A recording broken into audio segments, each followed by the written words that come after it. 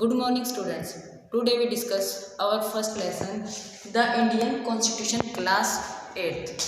बेटा last day हमने क्या स्टडी किया था कि व्हाट इज कॉन्स्टिट्यूशन, कॉन्स्टिट्यूशन क्या होता है और उसकी हमें ज़रूरत क्या है। हमने नेपाल की स्टोरी से पढ़ा कि कैसे लोगों के मतलब भी अगर कॉन्स्टिट्यूशन अच्छे से ना बना हो या फिर मोनार्की के अकॉर्डिंग बना हुआ तो लोगों के राइट्स को क्या होता है, हार्म करता है, ठीक है ना। तो वहाँ पे लोगों ने अपना कॉन्स्टिट्यूशन खुद डिज़ाइन किया। ये चीज़ें हमने कहाँ से सीखी? नेपाल से सीखी। सेम थिंग है हमारे देश में भी क्या हुआ, जब हम आज़ाद हुए थे तो हमने अपना कॉन्स्टिट्यूशन खुद डिज़ाइन किया था। अब लंबे टाइम से हम किसके अंडर में आए थे? ब्रिटिश के। लगभग 200 ईयर तक उन्होंने हम पे रूल किया था, तो उन्हीं के रूल यहाँ पे चलते थे। वो जबकि मोस्टली क्या थे, ऐसे थे वो उनके बेनिफिट के लिए थे। उन्हें इस बात से कोई मतलब नहीं था कि यहाँ की जनता का उसमें क्या बेनिफिट है या फिर वो कितना टॉर्चर उनको कर रहे हैं, ठीक है ना। तो जब इंडियन स्ट्रगल चल रहा था, मूवमेंट चल रही थी, वो मेनली क्या थी, इंडियन नेशनल मूवमेंट, कि हम जब भी देश आज़ाद होगा तो हम ऐसा कॉन्स्टिट्यूशन डिज़ाइन करेंगे जिसमें देश के जो हमारे सिटीजन हैं उनके लिए बेनिफिशियल होगा, उनका अच्छे से डेवलपमेंट हो सकेगा। ये सारी चीज़ें उस टाइम पे हमारे जो लीडर्स थे वो सोच रहे थे। तो जो हमारे मेन हम अगर लेके चले तो इंडियन कॉन्स्टिट्यूशन क्या होगा उनके दिमाग में, ये चीज़ें चल रही हो ना उनके लिए अच्छा हो। तो 1946 में जब कैबिनेट मिशन इंडिया में आया था तो उन्होंने कहा था कि आप खुद का देश आज़ाद होगा 1947 में, तब तक आप अपना कॉन्स्टिट्यूशन डिज़ाइन कर सकते हो। तो उसी दौरान क्या हुआ, हमारे कॉन्स्टिट्यूशन असेंबली का इलेक्शन हुआ। अब इलेक्शन के बाद में जो हमारे रिप्रेजेंटेटिव थे उन्होंने क्या किया था, डिज़ाइन किया था जो हमारे इंडियन कॉन्स्टिट्यूशन को। तो मेनली हम जानते हैं किसका नाम लेते हैं हम हमारे कॉन्स्टिट्यूशन के लिए, B.R. अम्बेडकर जी का, डॉक्टर B.R. अम्बेडकर, ठीक है ना बेटा। तो हमारे इंडियन कॉन्स्टिट्यूशन में क्या क्या मेन फीचर्स है, क्या क्या चीज़ें मतलब उस टाइम पे जो बनाने वाले थे उन्होंने क्या क्या सोचा होगा भी हमारे देश में आने वाला फ्यूचर कैसा हो, जो देश हम कैसा बनाएंगे, ठीक है ना, जिससे कि सभी लोग इकट्ठा रह सके बिना किसी भेदभाव के, किसी भी धर्म का हो, किसी भी कास्ट का हो या फिर मेल या फीमेल कैसा भी हो। तो वो सारी चीज़ें हम उनको एक साथ में रख सके, ऐसा कॉन्स्टिट्यूशन वो डिज़ाइन करना चाहते थे। इसी वजह से हमारे कॉन्स्टिट्यूशन को फॉर्म होने में कितना टाइम लगा है, 2 साल 18 महीने और 11 दिन, ठीक है ना बेटा। ये हमारे टाइम पीरियड लगा है पूरा डिज़ाइन होने में। अगर मैं कुछ अपने अच्छी बातें बताऊँ, दुनिया का सबसे बड़ा रिटर्न डॉक्यूमेंट है हमारा कॉन्स्टिट्यूशन का, ठीक है। ये कुछ अच्छी चीज़ें हमारे लिए। चलो आज हम स्पेशल फीचर्स देखते हैं जो उस टाइम पे बनाने के टाइम पे हमारी जो असेंबली थी वो क्या क्या सोच के चल रही थी, ठीक है। सबसे पहला हमारा क्या फीचर्स में, फेडरलिज्म, या उससे पहले मेरे को Indian national movement and the imagination of free India.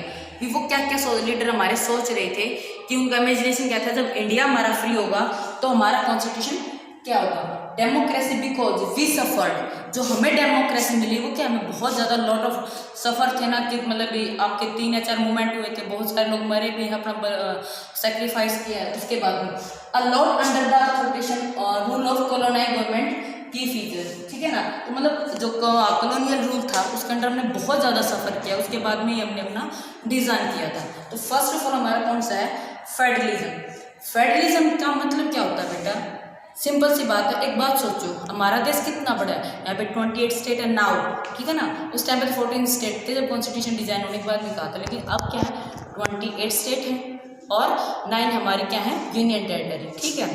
तो इतने बड़े स्टेट को एक गवर्नमेंट रूल नहीं कर सकती, वो उसको अच्छे से नहीं देख सकती। फॉर एग्जाम्पल आपका स्कूल का ही देखो, आपके नियर एक स्कूल में क्या एक ही प्रिंसिपल सर या मैम होंगी और बच्चे आपके स्टूडेंट्स नियर बाई 1500 या 1200 के नियर बाई होंगे, ठीक है ना। तो मैम सभी ये प्रॉब्लम सोल्व नहीं कर सकती, ना ही वो अच्छे से देख सकती है बच्चे की स्टडी कैसी चल रही है। तो उसमें क्या करेंगे मैम, भी आपको क्या कर देंगे, डिवाइड कर देंगे अपनी पावर्स को। कैसे, भी प्राइमरी हेड को अलग बना दिया, कोऑर्डिनेटर बना दिया, फिर किंडरगार्टन का हम देखें, मतलब किंडरगार्टन वाला का स्पेशल हेड बना दिया, ताकि हर बच्चे की हम क्या कर सके, केयर हो सके, उसका अच्छे से डेवलपमेंट, उसकी स्टडी कैसी जा रही है, इन सभी बातों का पता लग सके। आपकी क्लास टीचर जितना अच्छा आपके बारे में जानती है वो शायद प्रिंसिपल मैम को ना पता हो, लेकिन आपकी टीचर्स, क्लास टीचर या फिर आपका सब्जेक्ट टीचर जो अच्छे से आपको समझता है, तो ये किस वजह से हो पाया, ताकि सेपरेशन हो गया ना पावर्स का, इसी वजह से।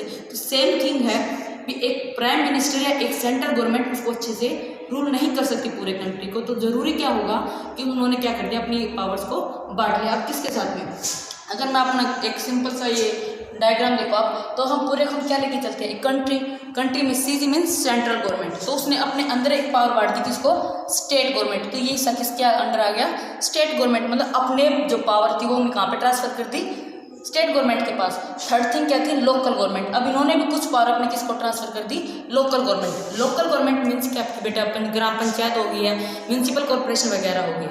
वन मोर एग्जाम्पल, अभी आपको देखो, आपके जो लोकल अथॉरिटी, आपका गांव या फिर आपका सिटी है, वहाँ पे जिस प्रॉब्लम को आपका सरपंच है या मेयर जितने अच्छे से हैंडल कर सकता है, शायद आपके सीएम ना समझ पाए, ठीक है ना। ये चीज़ होता है कि लोकल लोग ज़्यादा समझते हैं कि हम अपनी प्रॉब्लम का सॉल्यूशन कैसे कर सकते हैं। सरपंच हो गया, आपका प्रॉब्लम का सॉल्यूशन करेगा, आप उसके लिए सीएम तो डेली नहीं आ सकता, बट आपके सरपंच हमेशा आपके लिए अवेलेबल होते हैं, ठीक है ना। सेम थिंग है, तो पीएम एक स्टेट को नहीं देख सकता, अभी उनको कैसे उस चीज़ को हैंडल करना है। वहाँ के लोकल जो स्टेट के जो सीएम वगैरह वहाँ के मिनिस्टर उसको अच्छे से हैंडल कर सकते हैं, ठीक है ना। इसी वजह से हमने किस मेथड को अपनाया है, फेडरलिज्म। बट हमारे फेडरलिज्म में कैसा, उन्होंने अपनी पावर को सेपरेशन किया, खुद कुछ पावर रखी है और कुछ उन्होंने स्टेट को दे दी। हम एक ही टाइम पे दो रूल फॉलो करते हैं, दो गवर्नमेंट से, एक तो सेंट्रल गवर्नमेंट और दूसरा स्टेट गवर्नमेंट। अभी जीएसटी देखो पूरे देश में लागू हुआ था एक साथ में, तो हम जीएसटी दे रहे हैं, साथ के साथ में हम क्या दे रहे हैं, अलग से जो वैट वगैरह टैक्सेस स्टेट गवर्नमेंट को भी दे रहे हैं। तो सेम रूल फॉलो हो रहा है ना, पीपल एक ही है लेकिन रूल दो गवर्नमेंट का फॉलो हम करें। लेकिन हमारे डिफेंस की रिस्पॉन्सिबिलिटी किसकी है, सेंट्रल गवर्नमेंट की, ठीक है। तो ये अलग अलग पावर का सेपरेशन उन्होंने कर रखा है, तो इसी को हम क्या बोलेंगे, फेडरलिज्म। सेकंड हमारा क्या फीचर है बेटा कॉन्स्टिट्यूशन का, पार्लियामेंट फॉर्म ऑफ गवर्नमेंट। अब पार्लियामेंट फॉर्म ऑफ गवर्नमेंट क्या होगा बेटा हमारा, कि देखो हमारे जो रिप्रेजेंटेटिव हैं वो चूज होके जाते हैं, ठीक है ना।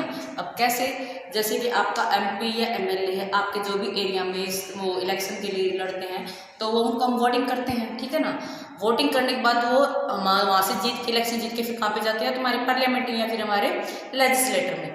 अब ये चीज़ आपको जितनी आज आसान लग रही है ना, रियलिटी में ऐसी नहीं थी। वहाँ पे पहले ऐसी चीज़ें नहीं होती कि हम अपने रिप्रेजेंटेटिव को इतना इजीली चूज कर पाते, बट रियलिटी में अगर हम रिवॉल्यूशन देखें फ्रांस की, उसके बाद में वहाँ पे इलेक्शन तो हुए थे लेकिन सभी को राइट नहीं दिया गया था। वहाँ पे राइट सिर्फ जो अमीर लोग थे, वेल एजुकेटेड थे, उन्हीं को राइट था, वो भी मेल, फीमेल को नहीं था, ठीक है ना। तो यही चीज़ दुनिया को देखे, लेकिन हम जब आज़ाद हुए हमने सबको दे दिया। कैसे, ना तो हमने कास्ट के बेस पे रखा, ना ही हमने रिच या पुअर या फिर या धर्म के आधार पर या फिर मेल फीमेल, ये चीज़ हमारे देश ने नहीं अपनाई। हमारे देश में क्या था भी, जो भी एक सर्टेन एज है, जैसे 18 ईयर है, उसके बाद में जो भी कोई है, चाहे वो अमीर गरीब कैसा भी हो, वो वोटिंग का राइट रखता है, ठीक है ना। और साथ के साथ वो इलेक्शन में भी पार्टिसिपेट कर सकता है। ये चीज़ हमें कहाँ से मिली है, ये हमारे इंडियन कॉन्स्टिट्यूशन से। दूसरी बात हमारी क्या, इलेक्शन का, इसके लिए हमने स्पेशल इलेक्शन कमीशन अथॉरिटी बनाई है, ठीक है ना, जो पूरे इंडिया में क्या करवाती है,